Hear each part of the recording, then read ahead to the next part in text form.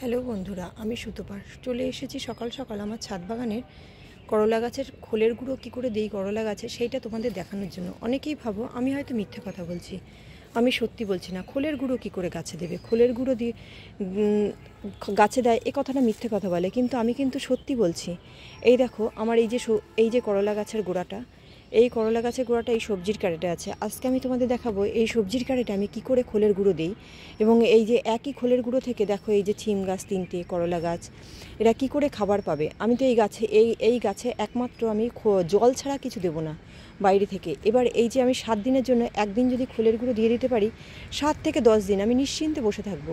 কিছু যদি নাও দিই 10 দিন, তাহলেও আমার এই গাছের গোড়ায় কোনো খাবারের অভাব হবে না। সেটা 15 দিন অবধি থাকে, তারপরে খাবার দিতেই হয়। কিন্তু সবজি গাছের ক্ষেত্রে হচ্ছে তোমাদের খাবারটা দিতেই হয়। সবজি গাছ প্রচুর খাবার খায়। আর তারপরে আর একটা জিনিস দেখো, এই যে সবজি গাছের এই যে সবজির খোসাগুলো যেহেতু দেই, সবজির খোসার রসটা যেহেতু গাছে খেয়ে নেয়, তখন এই সবজির খোসাগুলো প্রসেস হয়ে যায়। এই যে আমরা যে রোদ দিয়ে যে সার তৈরি করি, সেই রোদ দিয়ে তৈরি করতে হয় না। গোড়া থেকে পোকাও কম বেরোয়, গন্ধও কম বেরোয়, এবং সারটাও আমাদের তাড়াতাড়ি হয়ে যায়। এই গাছগুলো যখনই তুলবো, আমি এটাকে যখন চালবো, তখন ওই ভার্মিকম্পোস্ট টাইপের সার বেরোবে।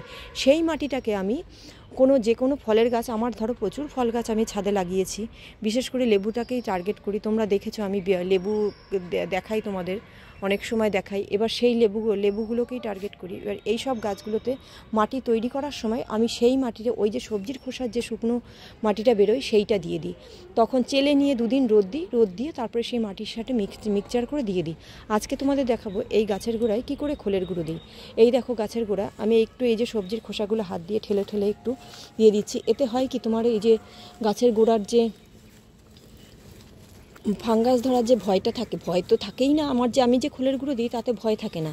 তো কেন ভয় থাকে না তোমাদের বলছি। খোলের গুঁড়োটা দেখাচ্ছি। এই দেখো খোলের গুঁড়ো, এই গুঁড়োটা হচ্ছে, খোলটা হচ্ছে বহু পুরনো। আমি খোল কিনি যেখানে তোমাদের সর্ষে ভাঙানো হয়, ভাঙিয়ে তেল বের করে, সেইখান থেকে অনেকটা পরিমাণে কিনি, বস্তা ধরে কিনি। ধরো 25 কিলো 30 কিলো করে খোল আনে।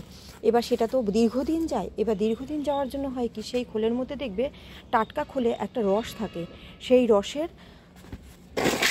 রসেই গাছের ক্ষতি করে। এবার যখনই আমি বাড়ি এনে বস্তার মুখটা বন্ধ করে রেখে দিই, ওই রসটা খোলের মধ্যে শুকাতে দিই। এবার শুকালে তারপরে না গুড়ি একটা পোকা হয়। গুড়ি পোকা হওয়ার পরে সেই খোলটা একাই খোলের মধ্যে হয়। তখন বুঝতে হবে খোলটা প্রসেস হয়ে গেছে। খোলটা বেশ 3-4 মাস থাকে ওরকম। এবার আর আমি তো একসাথে অনেকটা কিনি, আগের খোলটা ইউজ করতে থাকি, পরের খোলটা এরকম প্রসেস হতে থাকে। তারপরে সেই খোলটাকে নিয়ে গুঁড়ো করে সেই গুঁড়ো এই গুঁড়োটা গাছে দিলে সেই ফাঙ্গাস আর ভয়টা থাকে না। এই দেখো খোলের গুঁড়ো, একটা সবজির ক্যারেটে এই যে 1 মুঠো খোলের গুঁড়ো নেব, নিয়ে এই দেখো যাচ্ছি আমি। এই দেখো এই যে সাইড দিয়ে, এই যে পুরো এই যেখান দিয়ে, এই দেখো পুরো একদম এই সাইড দিয়ে এই যে কী করে দিচ্ছি দেখো। আর আমি নিশ্চিন্ত যে 15 দিনের এই এক সপ্তাহের জন্য, 15 দিন না 1 সপ্তাহের জন্য এই গাছে আর কোনো খাবার দিতে হবে না। আর ওরা এই যে আমি তো শুধু জল দেবো, আর তো কিছু দেবো না। এই দেখো খোলের গুঁড়োগুলো, আমি তো শুধু জল ছাড়া আর কিচ্ছু দেবো না। এতে অত কাজ করে পারা যায় না। আমি অত কাজ করতে ভালোবাসি না। আমি ছাদে এসে বসে থাকতে চাই এবং গাছগুলোকে দেখতে চাই। এ দেখো কত সুন্দর হেলদি, এইভাবে দেওয়াতেই আমার গাছগুলো কত সুন্দর হেলদি হয়েছে। ছিম গাছগুলোতে দেখো কত সুন্দর ছিম হয়ে রয়েছে।